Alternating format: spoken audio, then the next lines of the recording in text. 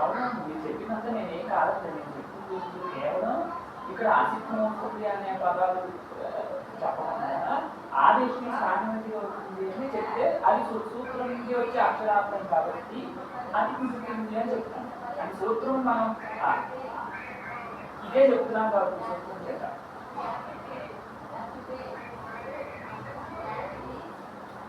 దాని మొత్తం లేదు. అసిత్ కార్యాసిత్వం అనేది ఫలితంగా వచ్చే అంశము అది వేరే విషయం, కానీ సూత్రం వల్ల చెప్పే అక్షరార్థం కాదు కదండి. అందువల్ల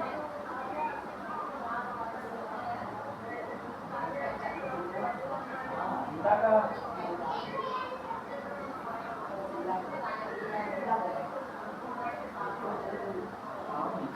ఇక్కడ కూడా అలా చెప్పకుండా సాన్నిధ్యాన్ని చెప్పాలి అని చెప్తుంది. బాగుంది తల్లి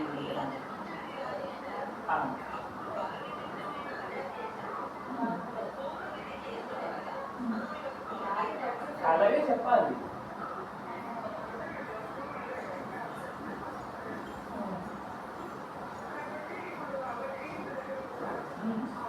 పరనిమిత్తక చెప్పండి. పరనిమిత్తక ఆనందాభితక అతో లోపः విశిష్టः ఆకార లోపరూపः ఆదేశः స్థానికం భవతి. స్థానికూతాద్ అకారాత్ పూర్వస్య వకారాంతరవర్తినः ఆకారస్య బుద్ధిరూపే కార్యే కర్తవ్యే.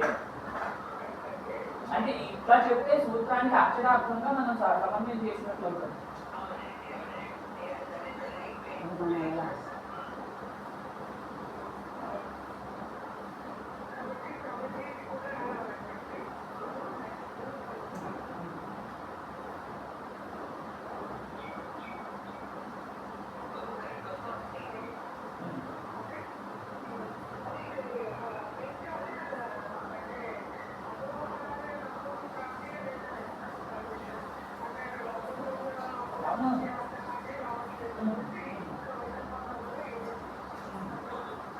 అలంతత్వ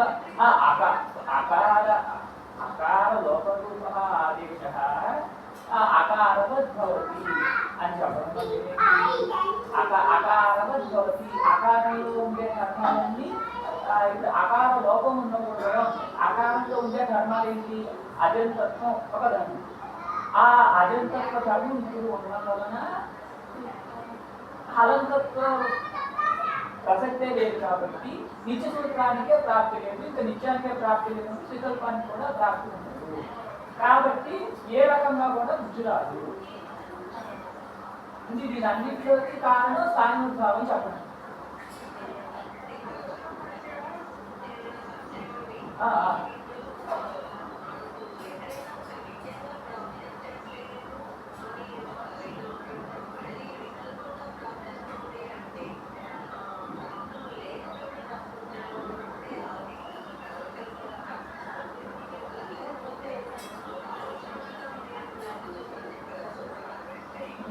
అది విభాగ భాష మీరు చెప్పి నాకు అర్థమైంది. ప్రాప్త విభాష, అప్రాప్త విభాష, ఉదయం విభాష అనే దాన్ని చూసుకుని చెప్పాలి.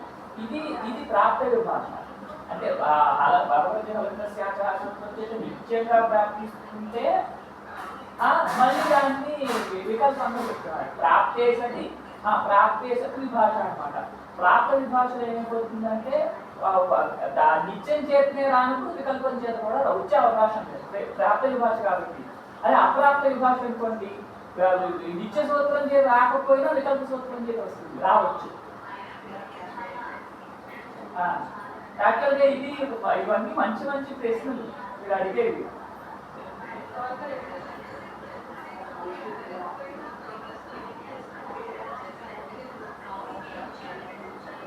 ఈ పదాలు బట్టి నాకు అది ఇది అయి ఉండొచ్చు అని ఒకటి అనిపించింది, దానివల్ల చెప్పడం అంటే.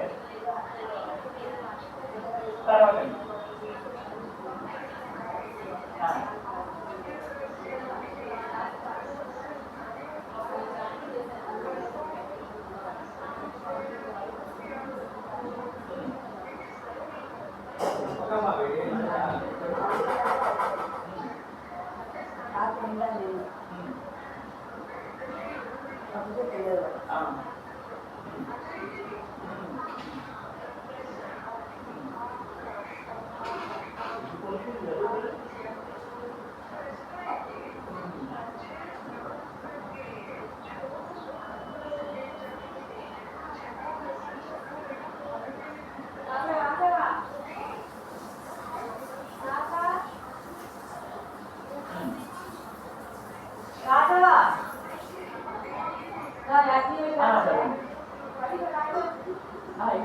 సంబంధించిన విచారాలనే మనం మధ్యలో ఆపేసాం.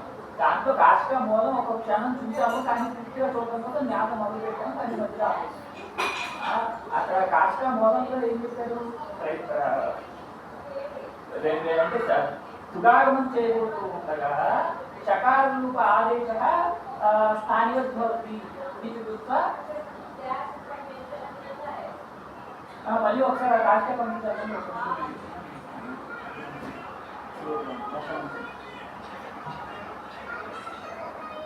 చకారస్య చకార కస్మిన్ కర్తవ్య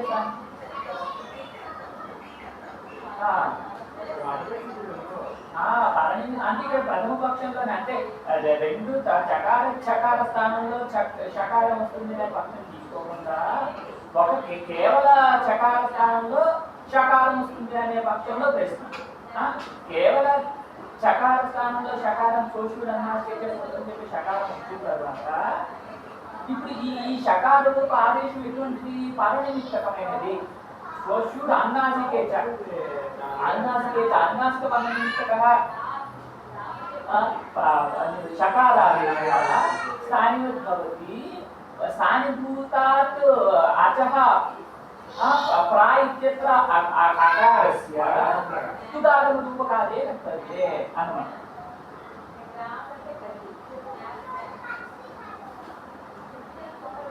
కాబట్టి తుదాగమం కావాలి అని ప్రశ్న. అందువల్ల ఏం చేయాలి? అచహ అని చెప్పాలి. అచహ అని చెప్పకపోతే ఈ ప్రశ్న. చకారస్య షకారః ఆదేశः పరనిమిత్తకः అయం ఆదేశः తస్మాత్ చకారాత్ పూర్వం విద్యమానస్య అకారస్య తుదాగమరూపే కార్యే కర్తవ్యే స్థానివద్భవతి. తతస్య తుకః శ్రవణం స్యాత్ అతః కిం అచః ఇతి వక్తవ్యం. అచస్థానే ఆదేశः స్థానివద్భవతి ఇత్యేవ వక్తవ్యం నతు వ్యంజనస్య స్థానే. కాబట్టి ఇక్కడ వ్యంజనస్య స్థానే అని చెప్పడం అదే ఆ వ్యంజనస్య స్థానే ఆదేశः పూర్వే కర్తవ్యేపి స్థానివత్ నభవతి అని వచ్చింది. కాబట్టి ఇంక తుదాగమం రాదు అంటారు. అందరికీ అర్థమైందండి?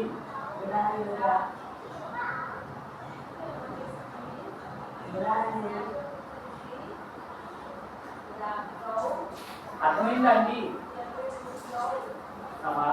అంటే ఇది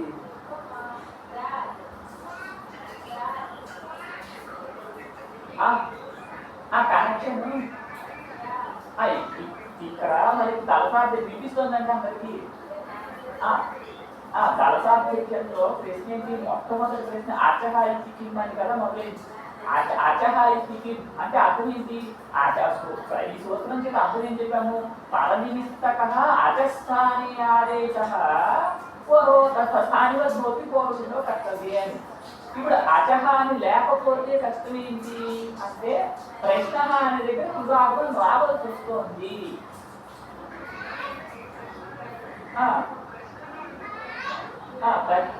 అవును, అందులో ప్రచ్చు అనే దగ్గర రెండు చకారాలు లేవు. ప్రచ్చు ఏక చకారంతోనే ఉండే స్థితి. ప్రచ్చు నా అని ప్రచ్చు నా అనే అవస్థలో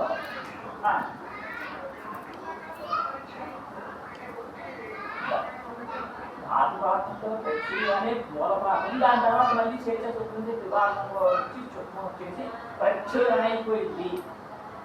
ఇది మనం ఇంతకుముందు ఇక్కడే కాదు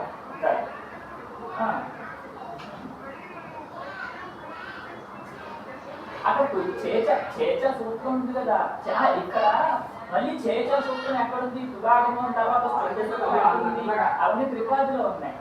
సూత్రం ఎక్కడుంది? చేచ సూత్రం చూడండి ఎక్కడుందో. చేచ సూత్రం ఒకసారి చూడండి. ఇవన్నీ త్రిపాది సూత్రం చూడండి. ఇప్పుడు చుట్టం ఆబ్వియస్లీ త్రిపాదిలో ఉంది, చేచ కూడా త్రిపాదిలోనే ఉండాలి.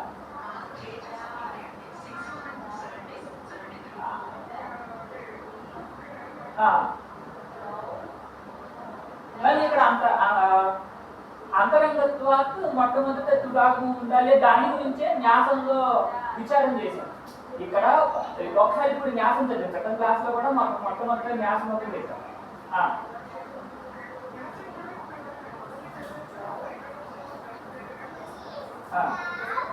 అలాగే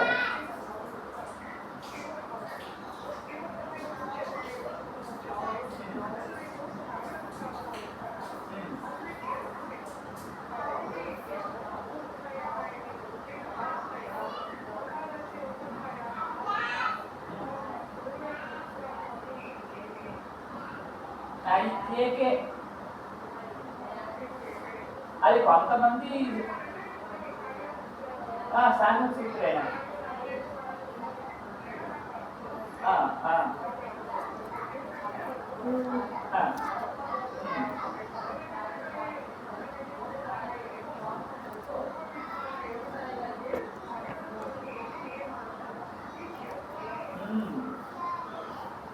సాంఘిక ఏవ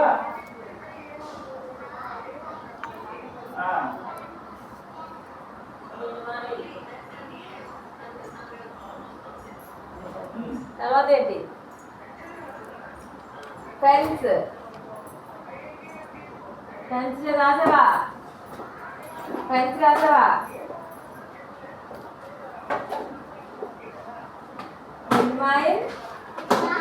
తర్వాత ఏంటి ఫ్రెండ్స్ బ్రాండ్ చదువు ఫ్రెండ్స్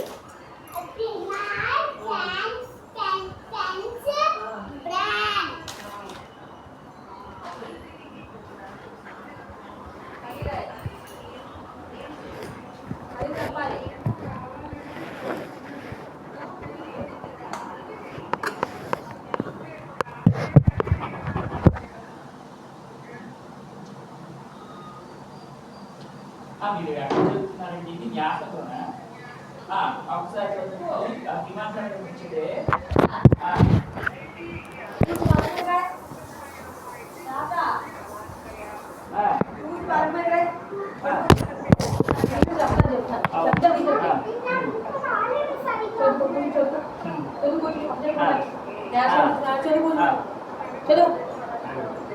అవును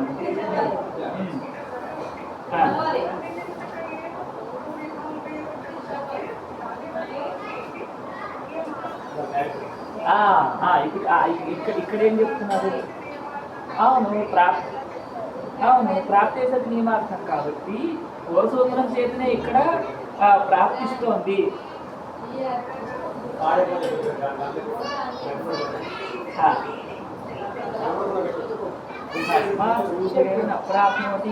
ఏకే కొంతమంది మతంలో అంటే ఇది అలాశ్రయమే కాదు అని, ఇది అసలు ఇది అల్విధేయనే కాదు, అల్విధే కాదు. ఎలా అల్విధి కాదు? ఇక్కడ పతయతి అనే దగ్గర మనకి వృద్ధి ఏ సూత్రం చేతి వస్తుంది? అతోపధాయ అని ఉదా సూత్రం చేతి వస్తుంది.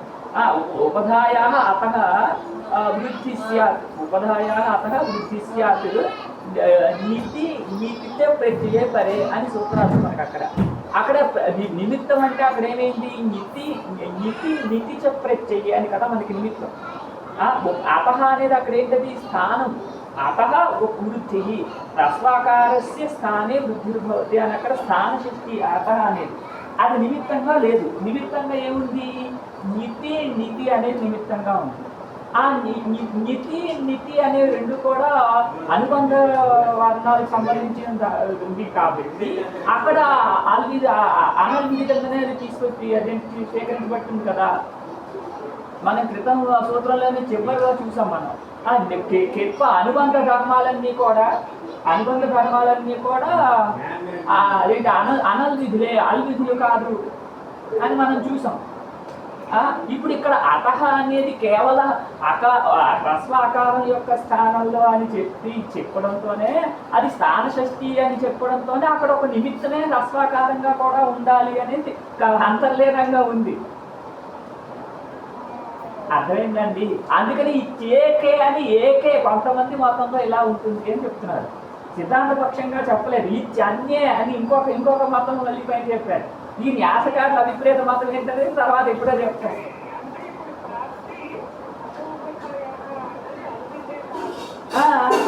అదోపదాయం అంటే అనాల్సిందే. ఎట్లా అనాల్సింది ఏంటంటే నిమిత్తం ఏంటి? నిమిత్తం సప్తమిలో ఉండేది కదా మనకి నిమిత్తం. ఇప్పుడు సప్తమిలో ఏముంది అటోపదాయ సూత్రంలో మామూలు అటో నిమితి సూత్రం నుండి నిమితి అనేది అనుమతిగా రావాలి. ఈ నిమితి అనేది నిత్వం కానీ నిత్వం కానీ ఇవన్నీ అనుబంధ ధర్మాలు కాబట్టి ఇవి అనల్విధులుగానే పరిగణించబడతాయి. కాబట్టి ఇది అనల్విధి. కాబట్టి దేనికి పతైతే అనేది కూడా ఆ స్థానదాదేశం అనల్విధి అనే సూత్రం చేతనే సిద్ధించేస్తోంది. అలివిధి అని తీసుకోలేదు కదా. అలివిధి అంటే ఏంటి? అల్లు పరంగా ఉన్నప్పుడు వచ్చేటటువంటి విధి, నకారం పరంగా ఉన్నప్పుడు వచ్చే విధి కాదు. నిత్తైనటువంటి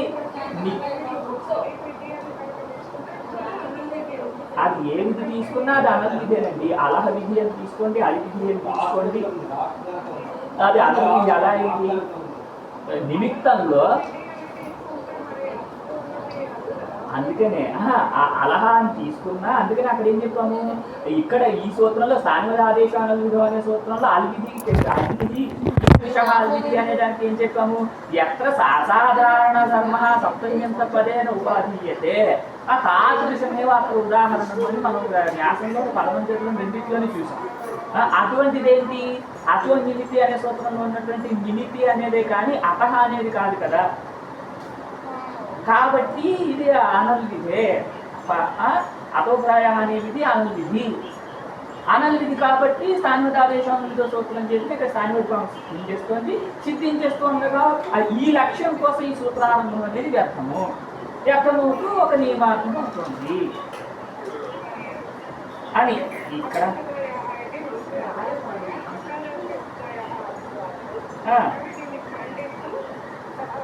ఇదంతా ఒకటే. తస్మాత్ పూర్వ్యాల నప్రాప్నోతి ఇత్యేకే ఇత్యేకే. ఇది ఒక్క మతం.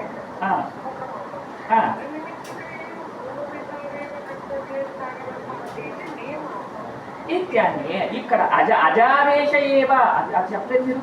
అజారేష ఏవ పరనిమిత్తక ఏవ పూర్వ విధావేవ మూడు విధులు చెప్పారు. అచ్చుకొచ్చే ఆదేశమే స్థానమితి అవుతుంది. పరాన్ని నిమిత్తంగా చేసుకొచ్చేటటువంటి ఆదేశమే స్థానమితి అవుతుంది. పూర్వానికి కార్యం చేయబోతూ ఉన్నప్పుడే ఆదేశాన్ని స్థానమితి త్రిప్రకారక నియమం అన్నమాట. ఇది అంటే 3 రకాల నియమం ఉన్నది ఇక్కడ.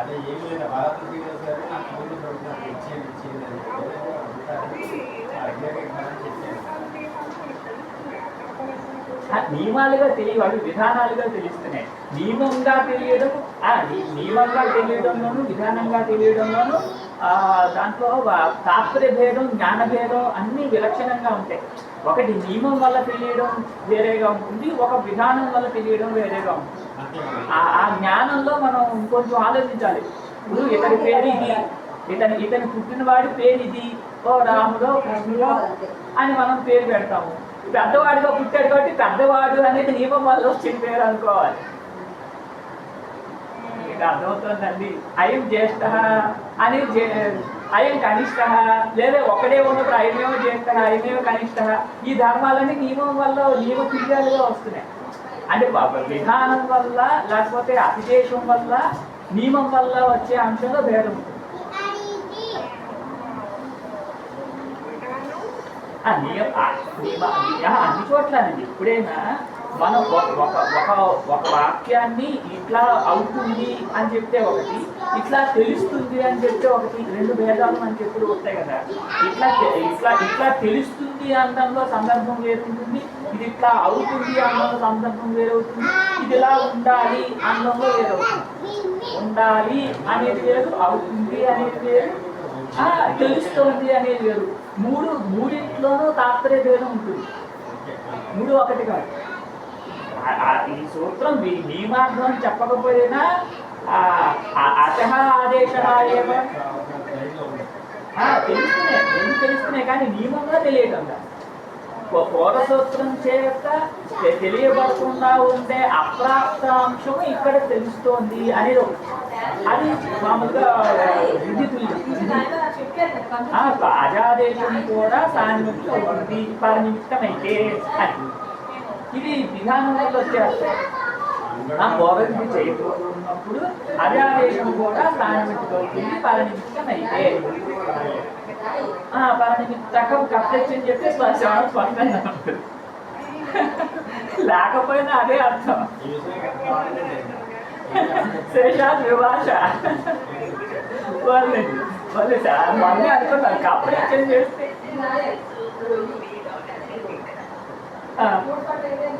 అదే తర్వాత ఇది నియమం వల్ల వచ్చే అర్థం, విధానం వల్ల వచ్చే అర్థం. నియమం వల్ల ఏమొస్తుంది? పరమ నిమిత్తంగా ఉన్నప్పుడే పూర్వానికి కార్యం చేయబోతూ ఉన్నప్పుడు అచ్చు యొక్క ఆదేశం మాత్రమే స్థానానికి దొరుకుతుంది. అంటే ఇందాక చెప్పిన దానికి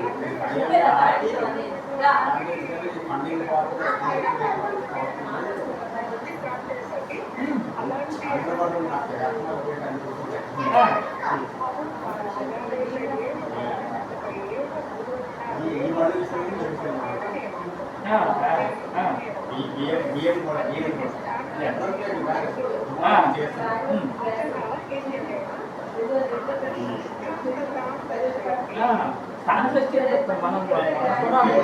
అజహ అనే షష్ఠి అంటే షష్ఠి స్థానయోగం ఉన్నది కాబట్టి అజస్థానే నాకు సామాన్యమైన వస్తుంది. ఎందుకంటే ఇక్కడ అజహ అనే దానికి షష్ఠి దానికి సంబంధం ఎడమిత్తంగా మనకి తెలియలేదు కాబట్టి షష్ఠి స్థానయోగ అనిర్ధార్థ సంబంధ విశేష షష్ఠి స్థాన నిరూపితవతి భవతి. అంటే ఎక్కడైతే షష్ఠి దానికి మనకి ఇది అర్థము అని షష్ఠికి సంబంధం తెలియకుండా ఉంటుందో అక్కడ శాస్త్రంలో స్థాన సంబంధమే షష్ఠికి సంబంధము అని తెలుసుకోవాలి. అది మనకి అన్ని చోట్ల ఉంటుంది. ఇక్కడ అచహ అనేది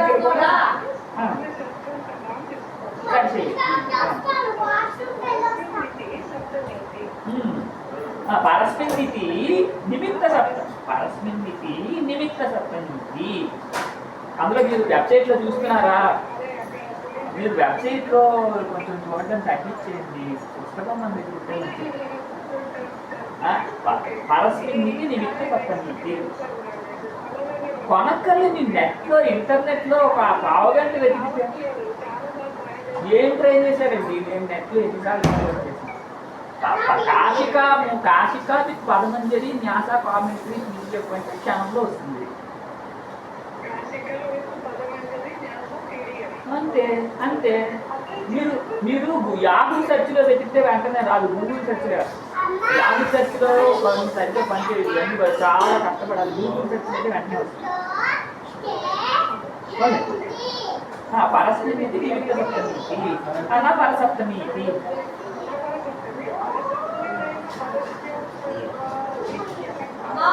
పరశబ్దేనేమో పరస్మితి.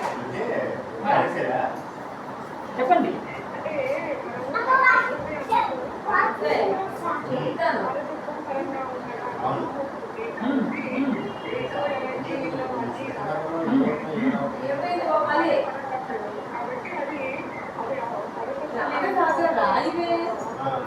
ఔపశ్లేషిక సప్తమి. చూడండి ఎలా పాడు.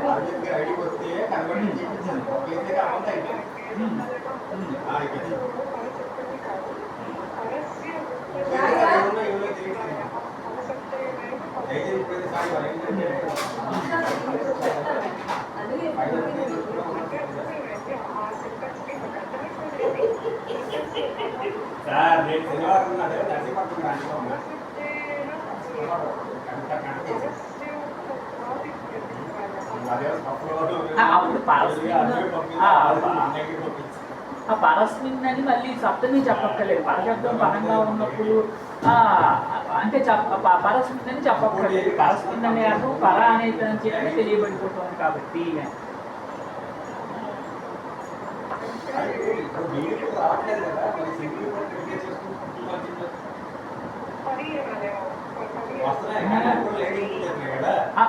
రెండు పరే అన్న పరస్మిన్ ఒకటేనండి.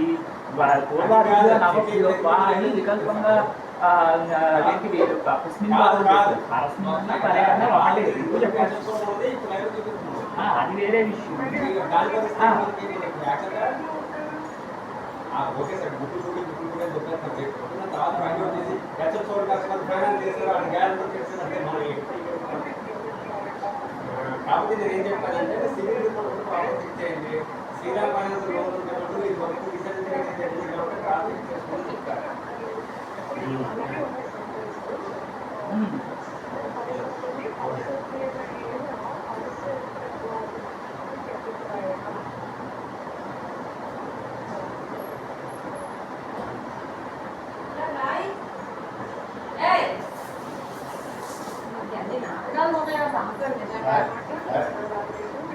లేదు లేదు లేదండి లేదు గోపాల్సింగ్ అండి. నేను ఆలోచిస్తానండి ఇక్కడ ఇక్కడ ఏం చెప్పి ఏంటని ఆలోచిస్తున్నాను.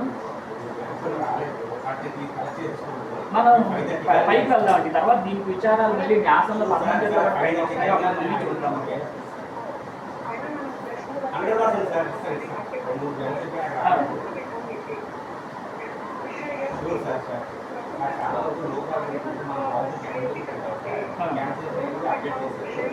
అవి అప్డేట్ చేసిన కాపర్ అన్ని ట్యాక్టర్లు పెట్టేస్తాను.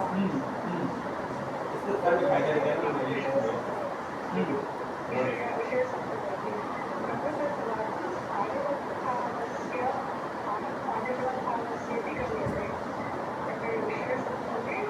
ఇక్కడ విషయం అంటే ఏ విషయము, విషయం అంటే విషయం అనే దాంట్లో అది చాలా వ్యాపక పదం. ప్రభుత్వంలో ఏ విషయం అంటే సంబంధ ప్రకరణాన్ని బట్టి ఇది స్థానిక భావ విషయం తెలుస్తుంది.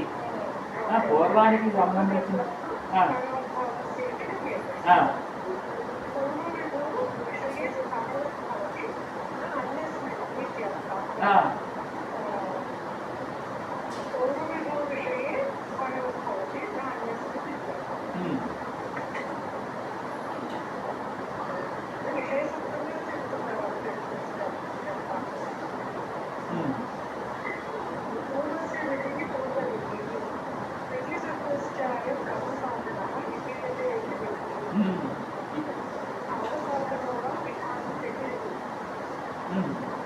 రెండు రెండు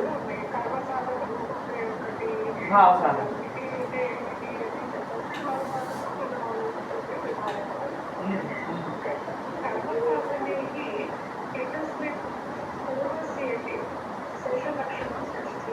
ఇక్కడి నుంచి చూడాలండి.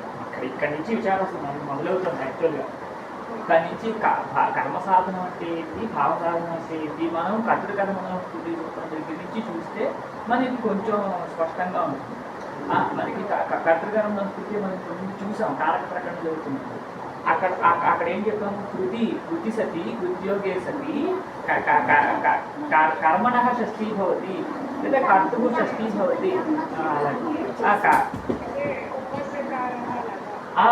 కుంభస్య కుంభం కరోతి అనే కుంభస్య కార అనే దగ్గర అక్కడ మళ్ళీ శేషషష్ఠి సమాసం అన్నమాట. అందుకే అంటే ఎక్కడైతే కర్తృకర్మణ కృతి సూత్రం చేసి షష్ఠి వస్తుందో ఆ షష్ఠి సమాసాన్ని పొందదు అని నలవకావ్య నిష్ఠ కలద్దత్రునామని నిషేధాలు, షష్ఠి సమాస నిషేధాలు, షష్ఠి నిషేధాలు షష్ఠి సమాస నిషేధాలు చెప్పేశారు.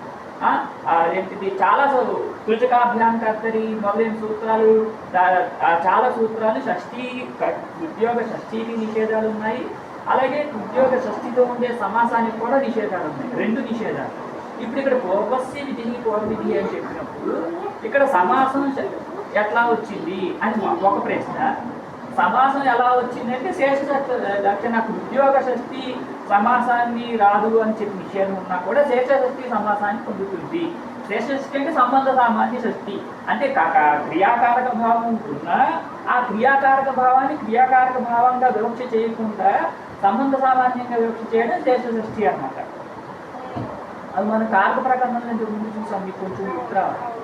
ఇప్పుడు ఇక్కడ శేష షష్ఠి తీసుకుని సమాసం చెప్తున్నారు. ఒకవేళ ఇది కర్మని ప్రత్యయమైతే విధీయతే విధి, విధి అనే పదం చేత ఏంటి, విధి అనే దాని చేత కర్మ తెలియబడిపోయింది, విధి అనే దాని చేతే కర్మ తెలియబడిపోయింది. కాబట్టి మళ్ళీ కర్మని పూర్వంగా ఉండేటటువంటి పదం ఇంకో ఉండదు. ఎందుకంటే అంటే దీని చేతనే తెలిసిపోయింది కాబట్టి, కర్మ విప్రత్యయం చేతనే తెలిసిపోయింది కాబట్టి మళ్ళీ కర్మని షష్ఠి చెప్పడం అనేది కుదరదు.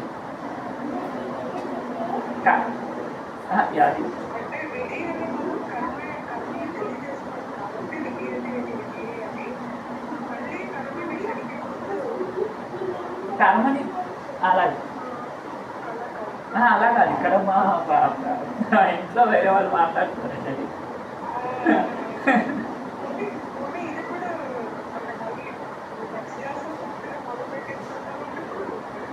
ఇవన్నీ అంటే మొత్తం ఇక్కడి నుంచి మొత్తం చూడాల్సిందే.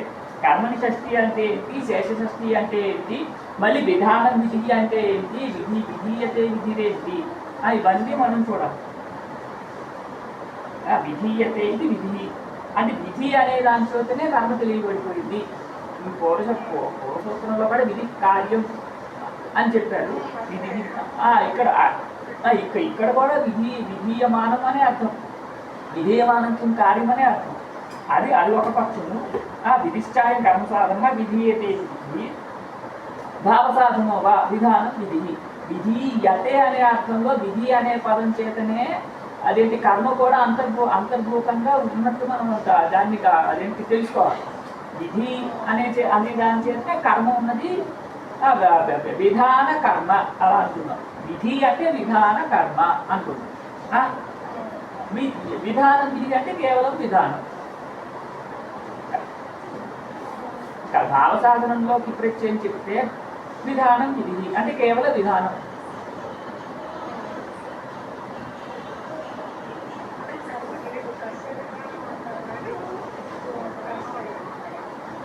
కహ విధి అనే ప్రశ్న కర్మకు ఏది విధించబడుతుంది అని కర్మ సాధనంలో ఉన్నప్పుడు కహ విధి అని ప్రశ్న, విధి భావ సాధనంగా ఉన్నప్పుడు కస్య విధానం అని ప్రశ్న.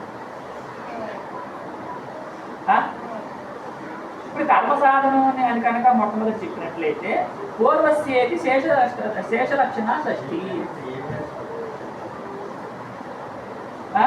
శేషలక్షణ షష్ఠి అని ఎందుకు చెప్పాలి అంటే దీని చేతే కర్మ తెలియపడిపోయింది కాబట్టి మళ్ళీ కర్తృకర్మణవృత్తి అనే సూత్రాల చేత మళ్ళీ కర్మని చెప్పడానికి షష్ఠి రాకూడదు కదా. మళ్ళీ ఇక్కడ షష్ఠి కనిపిస్తోంది కదా, పూర్వస్య విధి అని షష్ఠి కనిపిస్తోంది కదా, షష్ఠి రాకూడదు కనిపించకూడదు కదా. అంటే శేషలక్షణ షష్ఠి సంబంధ సామాన్యం వచ్చిగా చేసుకుని క్రియాకారక సంబంధాన్ని వచ్చి చేయకుండా సంబంధ సామాన్యాన్ని వచ్చి చేయడం వల్ల వచ్చినటువంటి షష్ఠి. కాబట్టి పూర్వసిద్ధి అనేది సమాసం కూడా వచ్చి పూర్వసిద్ధి అని అవుతుంది. లేకపోతే సమాసం కూడా రాకూడదు. ఒకవేళ అలా చెప్పకపోతే పూర్వవిధి అనే సమాసమే కుదరదు. శేషలక్షణ షష్ఠి చెప్పకపోతే షష్ఠి సమాసంలో మనం అన్ని అంటే ఇవన్నీ ఇంతకుముందు చూసినాయి కానీ అనభ్యాస విషయం ఇచ్చేలాగా అయిపోయింది. అక్కడ ఎక్కడ మొదలైంది రెండవ పాదం మూడవ పాదంతో అంతా కారక ప్రకరణాలు.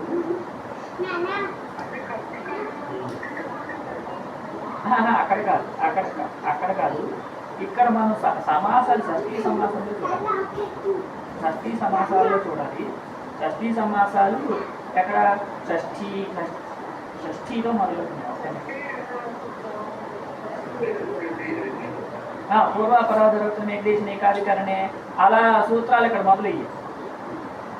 అక్కడి నుంచి షష్ఠీ సమాసం మొదలైంది. అక్కడి నుంచి షష్ఠీ సమాసాలు, షష్ఠీ విశేష సమాసాలు అవన్నీ అర్థం పుస్తకం ద్వితీయ తృతీయ చతుర్థ తృతీయాన్ని ఎన్నికరిస్య నన్యు ఈశ్వరకృత అది ఇక్కడి నుంచి ననిర్ధారణే నుంచి షష్ఠీ నిషేధాలు వచ్చాయి. ననిర్ధారణే పూర్వం సీతాకి సర్వజేతుడి సమానమైన కర్మనిచ ఈ సూత్రం ఉంది. కర్మనిచ అనే సూత్రం కర్మని యా షష్ఠీ సా నసమస్యతే అనమాట. కర్మని షష్ఠీ విభక్తి ఎక్కడైతే వచ్చిందో అక్కడ ఆ షష్ఠీ సమాసాన్ని పొందదు.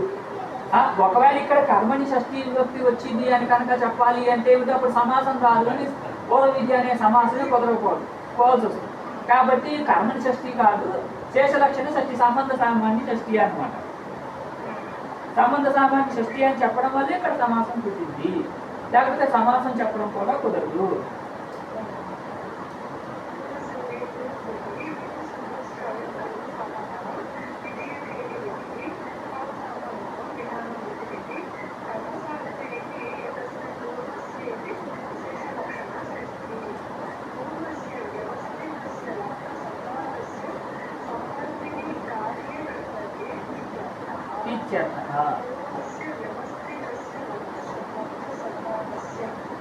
అది కూడా అర్థమైందండి. పూర్వస్య అంటే స్థానిభూతమైనటువంటి ఏదైతే అచ్చో ఆ అచ్చు కంటే ముందుండేటటువంటి వ్యవస్థితంగా ముందుండేటటువంటి ఏదైతే వర్ణమో ఆ వర్ణానికి సంబంధించినటువంటి కార్యం చేయబోతున్నప్పుడు లబ్ధ సత్తాకస్యల అంటే ఏ విధంగానైనా సత్తా ఆ పూర్వవర్ణం యొక్క సత్తా ఈ స్థానిభూతమైనటువంటి అచ్చు కంటే ముందుండేలాగా ఉండాలి. స్థానిభూతమైనటువంటి అచ్చు కంటే ముందు పూర్వవర్ణంగా ఉన్నట్లయితే దానికి సంబంధించినటువంటి కార్యం చేయబోతుండగా ఆవేశం స్థానిమంతుడు అవుతుంది అని అర్థము. శేషలక్షణ షష్ఠిగా చెప్పి సమాసం చెప్పినప్పుడు వచ్చేస్తుంది. ఆ కర్మణి అనేది విధీయతే విధి అనేది కర్మకారణం వచ్చేమో, కానీ పూర్వస్య అనేది సంబంధ సామాన్యంగా షష్ఠి విభక్తి కాబట్టి పూర్వస్విధి పూర్వవిధి అనేది పూర్వస్విధి పూర్వవిధి అనే దానికి ఈ సంబంధ సామాన్యంగా చెప్పాం కాబట్టి మళ్ళీ కర్మనిచ అనే నిషేధం కూడా పట్టలేదు. కాబట్టి ఇప్పుడు ఏటా సంకలనంగా అర్థం ఏమొచ్చింది మనకి ఆ స్థానిభూతమైనటువంటి అచ్చు కంటే ముందున్నటువంటి యత్కించదండి ఏదో విధంగా ముందున్నటువంటి వ్యవస్థ ఏదో విధంగా కూడా వ్యవస్థితంగా వ్యవస్థ అంటే మళ్ళీ మనకి ప్రశ్న ఒక్కొక్క దగ్గర ఒక్కొక్క విశేషావస్థ. వ్యవస్థ అంటే ఈ అవస్థ ఈ అవస్థ విశేషంగా ఉండే అవస్థ వ్యవస్థ. విశేషంగా ఉండే అవస్థ అనేది ఒక్కొక్క సందర్భాన్ని బట్టి విశేషం పరిస్థితి మారిపోతుంది. అది వచ్చిన సమస్య. ఇప్పుడు వ్యవస్థిత విభాషలో కూడా ఇదే మనకి ప్రశ్న. ఆ వ్యవస్థిత పూర్వత్వం ఇక్కడ వ్యవస్థిత పూర్వత్వం అంటే ఏంటి? ఒక ఆ అవస్థ ఎలా ఉంది అనేది ఒక విశేష స్థితిగా పొందుతుంది. ఒక్కొక్క సందర్భంలో కొంచెం మారుతూ ఉంటుంది. పటైతే అనే దగ్గర అవ్యవహిత పూర్వంగా లేకపోవడం అనేది ఒకటి. అక్కడ మధ్యలో వేరే వర్ణంతో వ్యవధానం సకాలంతో వ్యవధానం ఉంది కదా. అలాగా కొన్ని చోట్ల అవ్యవహితంగా ఉండొచ్చు, కొన్ని చోట్ల వ్యవహితంగా ఉండొచ్చు. ఎలా ఉండదనైనా ఇక్కడ వ్యవస్థితత్వం అన్నమాట. అటువంటి పూర్వత్వం వ్యవస్థితత్వం. లబ్ధ సత్తాకము అంటే వ్యవహితావ్యవహిత అది వ్యవహితావ్యవహిత సాధారణం అని అనుకోవాలి. అందుకనే వ్యవస్థ అని మళ్ళీ చెప్పారు. అప్పుడు మళ్ళీ మనకి శబ్దత చెప్పలేదు, న్యాసంలో కంఠత చెప్పలేదు. ఆ వ్యవస్థ అనే పదాన్ని తీసుకొచ్చేసారు. వ్యవస్థ అనే పదంలోనే ఈ అర్థాలన్నీ ఉంటాయి ఉపసర్గలు ఉండడం వల్ల.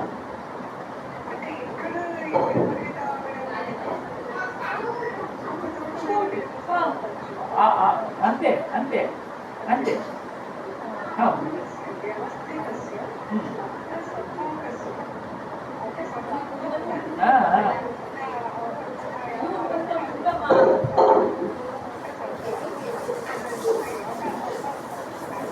సత్తా పూర్వంగా పూర్వత్వం స్థానిభూతం స్థానికంటే పూర్వంగా ఉండాలి అంతే.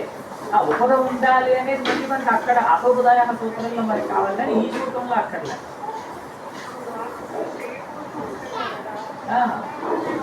అకారం ఉండాలి. ఉపద అనేది అపోపదాయ సూత్రంలో ఉంది కదండి.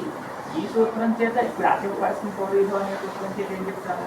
పరనిమిత్తక అజ ఆదేశ స్థానివద్భవతి స్థానిభూతాత్ వర్ణాత్ పూర్వస్య కార్యే కర్తవ్యం. స్థానిభూత వర్ణ కహ అంటే స్థానిభూ ఒక నిమిషం. పరనిమిత్తక అజాదేశ స్థానిభూతి స్థానిభూతాదజ పూర్వం విద్యమానస్య వర్ణస్య కార్యే కర్తవ్యే. స్థానిభూతాదజగా పూర్వత్వం ఈ సూత్రం చెప్పి చెప్తాం.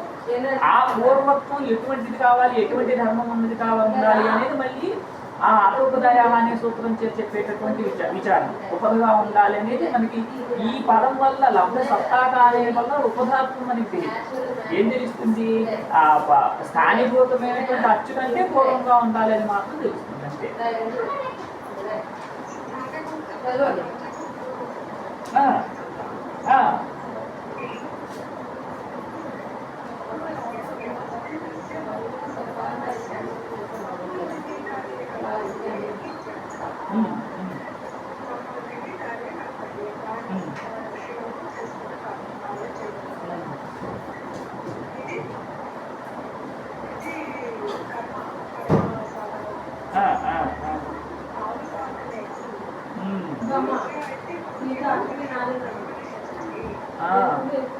ఇప్పుడు ఉద్యోగ లక్షణ కర్మని చూస్తే పూర్వస్య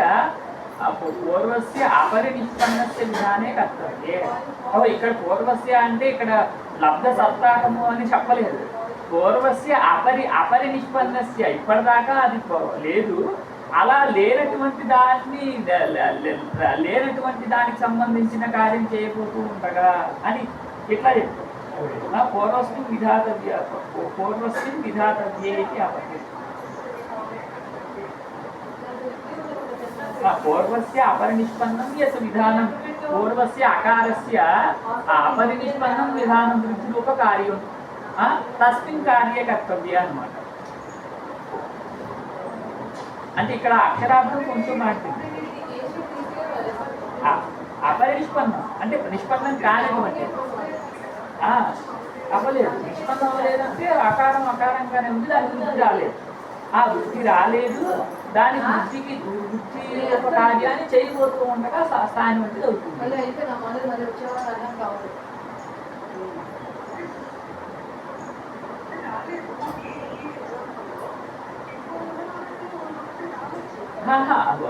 అది ఏదైతే కార్యం చెప్తామో అది ఇంకా రాలేదనే కదా. అపరినిష్పన్నం యద్ విధానం తస్మిన్ విధానే కర్తవ్యే.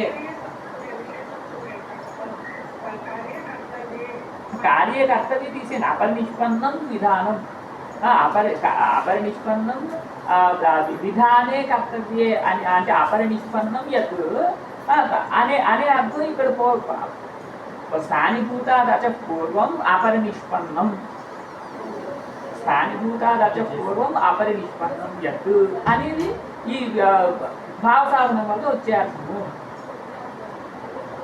స్థానిభూతాదచ పూర్వం అపరినిష్పన్నం.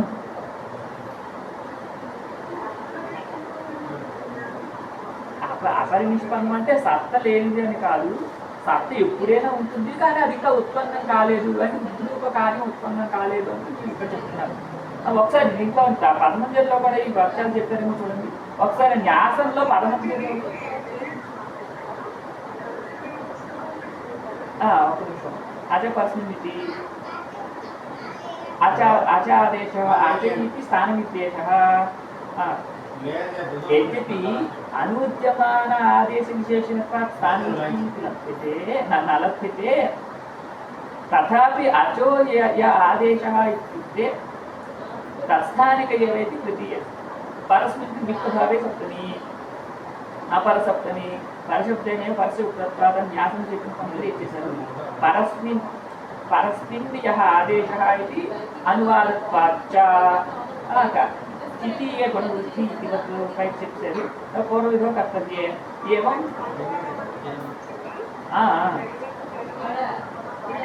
అవును స్థానిక సూత్రంలోనే చాలా సార్లు అవును విధో పరిభాషోపదిష్టతే నానువాదే అని పరిభాష. తర్వాత పూర్వవిధో కర్తవ్యే స్థానవదితి ఏవం పదతాత్పర్యం దర్శయిత్వా వాక్యార్థమः किमर्थमित्युक्ते पूर्वत्र स्थानिकार्यम् आदेशे अतिष्ठितं येन तु स्थाने सति यत् पूर्वस्य यत् कार्यं तद् आदेशेपि सति पूर्वस्य भवति इत्यतिरिच्यते.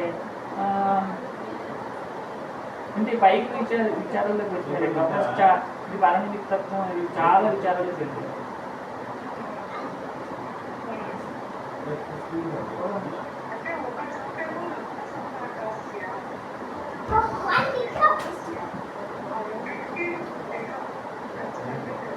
అవును అవును రాస్తాడా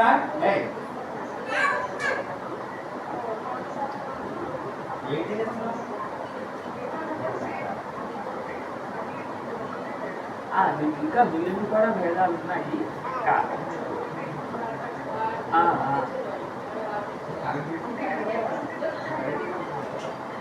లేదు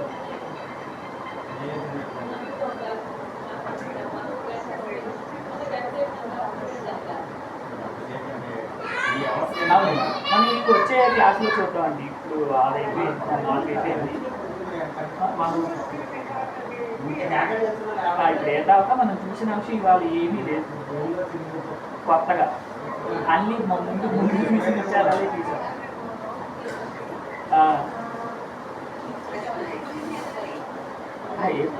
ప్రశ్న అలా న్యాస పదమంజరిలో రాలేదు, న్యాసంలోనూ రాలేదు, పదమంజరిలో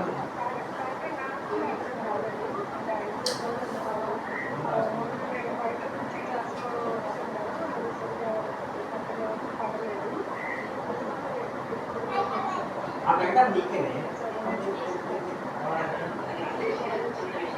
చెప్పండి. అమ్ముకి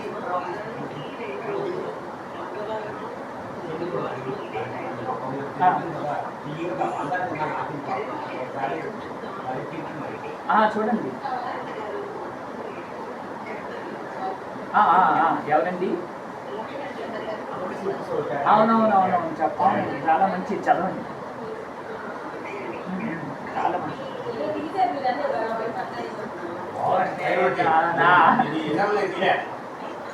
మీరు బాగా చదవండి, మీరు బాగా చదువుతారు, బాగా చదవండి.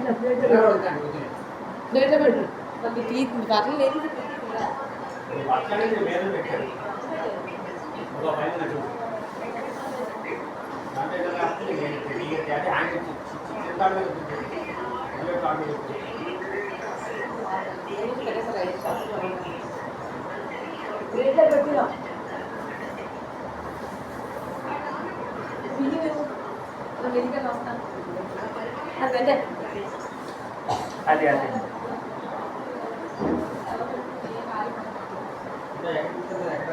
అలాగే.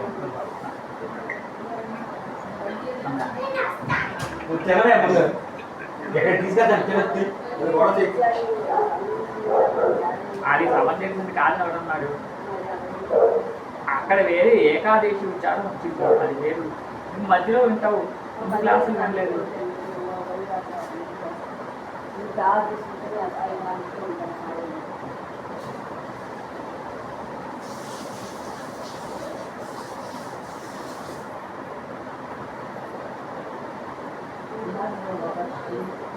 ఏం పొప్పటి తినాలన్నా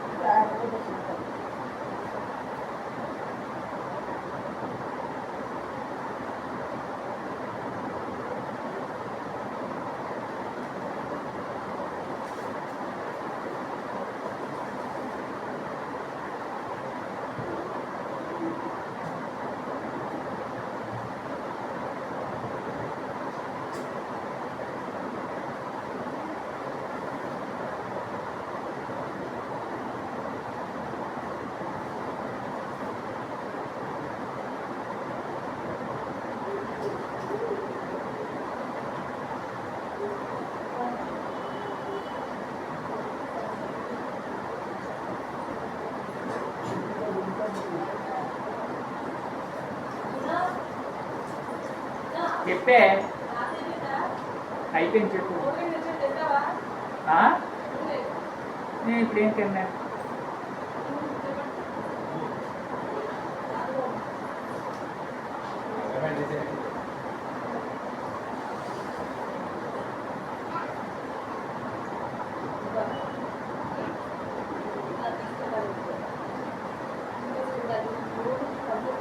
ఇప్పుడు